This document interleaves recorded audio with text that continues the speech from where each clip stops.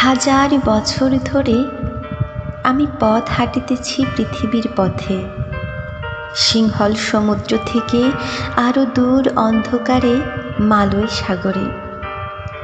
অনেক ঘুরেছি আমি, বিম্বিসার অশোকের ধূসর জগতে সেখানে ছিলাম আমি। আরও দূর অন্ধকার বিদর্ভ নগরে আমি ক্লান্ত প্রাণে এক। চারিদিকে জীবনের সমুদ্র সফেন আমারে দুদণ্ড শান্তি দিয়েছিল নাটোরের বনলতা সেন।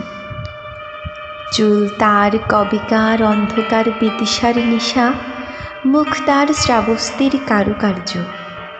অতি দূর সমুদ্রের পর হাল ভেঙে জেনাবিক হারায়েছে দিশা।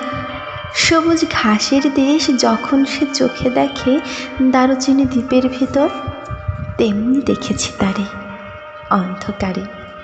বলেছে সে, এতদিন কোথায় ছিলেন? পাখির নীড়ের মতো চোখ তুলে নাটোরের বনলতা সেন। সমস্ত দিনের শেষে শিশিরের শব্দের মতন সন্ধ্যা আসে। ডানার রৌদ্রের গন্ধ মুছে ফেলে চিল। পৃথিবীর সব রং মুছে গেলে পাণ্ডুলিপি করে আয়োজন। তখন গল্পের তরে জোনাকির রঙে ঝিলমিল।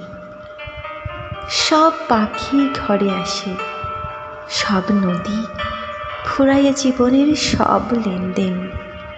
থাকে শুধু অন্ধকার, মুখোমুখি বসিবার বনলতা সেন।